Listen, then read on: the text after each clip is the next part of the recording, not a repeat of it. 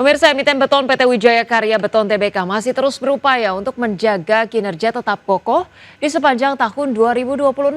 Proyeksi ini diambil di tengah lesunya industri konstruksi akibat gejolak ekonomi global dalam beberapa bulan terakhir.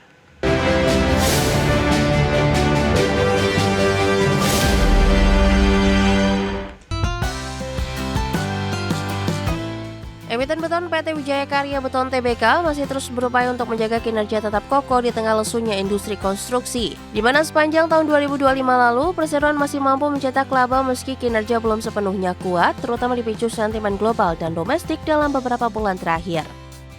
Sebagai informasi, emiten berkode saham WTON mampu mencatatkan pendapatan usaha senilai 2,51 triliun rupiah per kuartal 3 2025. Atau turun dari 3,38 triliun rupiah di periode yang sama tahun sebelumnya. Tidak hanya itu, laba bersih juga terkoreksi dalam dari 33,46 miliar rupiah menjadi 8,35 miliar rupiah per September 2025 dengan penurunan kontributor pendapatan paling signifikan berasal dari segmen konstruksi yang turun dari 440,19 miliar rupiah menjadi 57,82 miliar rupiah. Sementara itu, hingga akhir per Februari 2026, nilai kontrak baru perusahaan tercatat mencapai 559,50 miliar rupiah.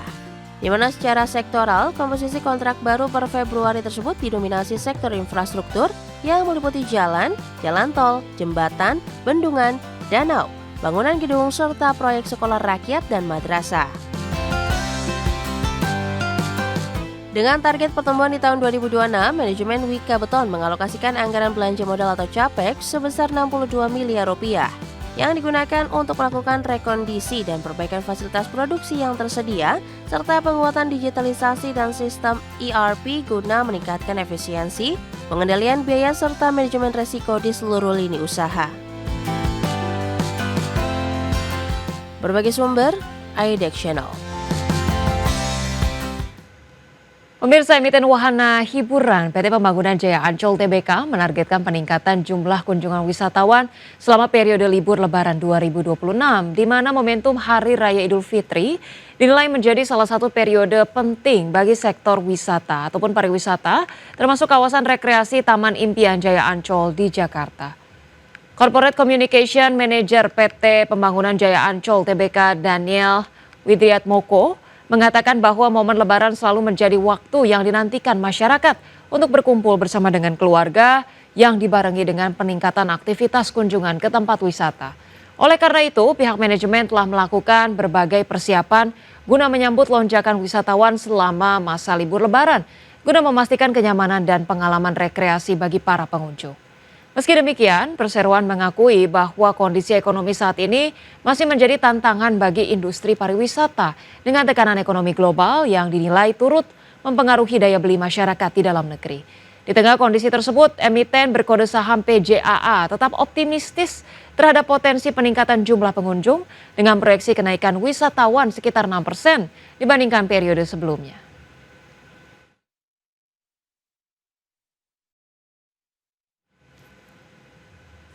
Pemirsa, emiten komponen otomotif PT Dharma Polymetal Tbk tengah berupaya untuk melanjutkan momentum kinerja dengan menargetkan pertumbuhan penjualan 10% di tahun 2026. Proyeksi ini dilakukan di tengah sejumlah tantangan yang masih membayangi industri otomotif dalam beberapa bulan terakhir. Emiten manufaktur komponen otomotif PT Dharma Polymetal Tbk tengah berupaya melanjutkan momentum pertumbuhan kinerja di tengah sejumlah tantangan yang masih membayangi industri otomotif.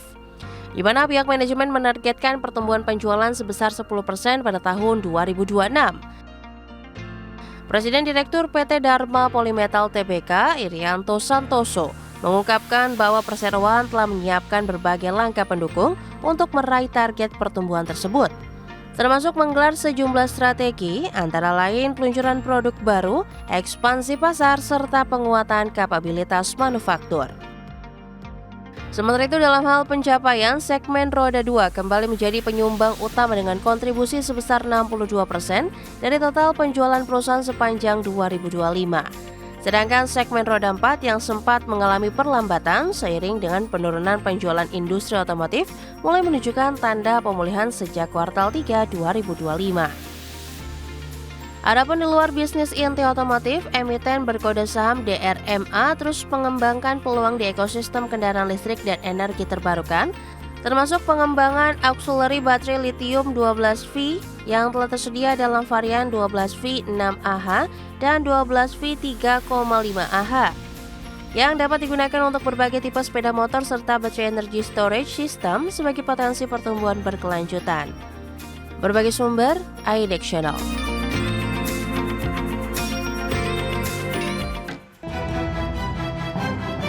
Menko Bidang Perekonomian Erlangga Hartarto memperingatkan potensi pelebaran defisit APBN jika konflik di Timur Tengah berkepanjangan dan memicu lonjakan harga minyak dunia. Erlangga menyebut sejumlah skenario kenaikan harga minyak berpotensi mendorong defisit APBN melampaui batas yang ditetapkan pemerintah. Erlangga memaparkan jika harga minyak rata-rata berada di kisaran $86 Amerika per barrel, defisit APBN diperkirakan mencapai sekitar 3,18% PDB. Sementara pada skenario moderat dengan harga minyak $97 Amerika per barrel, defisit berpotensi melebar hingga 3,53%. Nah, kemudian kalau skenario terburuk yang pesimis itu dengan harga 115, kurs rupiah kita 17.500, growth-nya 5.200, surat berharganya 7,2, defisitnya 4,06%. Jadi artinya dengan berbagai skenario ini defisit yang 3% itu sulit kita pertahankan, kecuali kita mau memotong belanja dan memotong pertumbuhan, Pak Presiden. Pemerintah juga tengah menyiapkan opsi penerbitan peraturan pemerintah pengganti undang-undang yang berisi sejumlah kebijakan fiskal darurat, antara lain insentif darurat pajak penghasilan dan pajak pertambahan nilai bagi sektor yang terdampak, pembebasan bea masuk bahan baku tertentu untuk menjaga kinerja ekspor, serta penundaan kewajiban pajak bagi UMKM dan industri padat energi. Pemerintah juga mempertimbangkan pajak tambahan terhadap komoditas yang berpotensi memperoleh windfall profit dari kenaikan harga global. Tim Liputan, IDEX Channel. Pemirsa, Ketua Dewan Ekonomi Nasional Luhut Binsar Panjaitan mendesak pemerintah segera menaikkan defisit APBN hingga di atas 3% agar kondisi fiskal Indonesia dalam keadaan yang semakin terjaga. Luhut mengungkapkan pemerintah perlu mempertimbangkan dengan cermat perihal wacana kenaikan defisit APBN tersebut. Meski demikian, Luhut menilai eskalasi konflik di Timur Tengah belum perlu terlalu dikhawatirkan oleh pemerintah. Luhut mengungkapkan kondisi fiskal Indonesia masih cukup kuat untuk menghadapi potensi dampak ekonomi dari konflik tersebut. Luhut mengatakan pemerintah tidak ingin bereaksi berlebihan terhadap dinamika konflik antara Iran dan Israel yang turut melibatkan Amerika Serikat.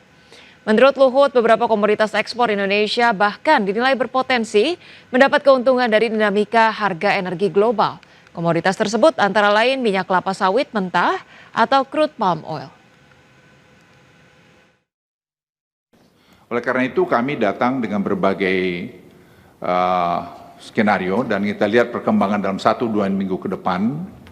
Jadi saya kira selama Lebaran saya kira akan semua baik-baik.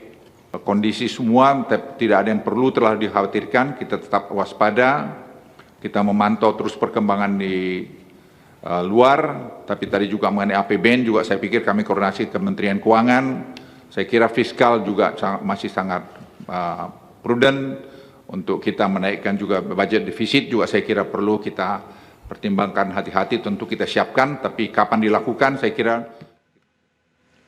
Pemirsa, pemerintah diminta untuk tidak memperlebar defisit anggaran di tengah potensi tekanan fiskal APBN akibat lonjakan harga minyak dunia. Ketimbang menambah defisit, pemerintah dinilai lebih tepat melakukan efisiensi pada sejumlah program strategis, termasuk program makan bergizi gratis. Ekonom senior Indef pemirsa Didin Damanhuri menilai disiplin fiskal harus tetap dijaga agar kepercayaan pasar keuangan dan lembaga pemeringkat internasional terhadap Indonesia tidak terganggu. Pemerintah sebaiknya mempertahankan batas defisit anggaran maksimal 3% dari produk domestik bruto. Langkah ini penting untuk menjaga stabilitas ekonomi di tengah meningkatnya ketidakpastian global, termasuk eskalasi konflik geopolitik yang berpotensi mendorong kenaikan harga energi. Pelebaran defisit diyakini akan menambah utang baru. Menurut Didin, salah satu program yang dinilai perlu ditingkatkan efisiensinya, yakni program makan bergizi gratis. Program tersebut tetap penting, namun pengelolaannya perlu diperbaiki agar lebih tepat sasaran dan tidak membebani APBN secara berlebihan. Saya kira ini harus dipertimbangkan bahwa Perpu ini sangat berisiko karena kalau delivery system dan implementasi di lapangan MBG dan dan KDMP bermasalah, maka bisa pertumbuhan ekonomi bisa di bawah 5% dan kemudian tekanan utang makin tinggi yang sekarang ini sudah mendekati 10.000 kumulatif utang luar negeri bisa melewati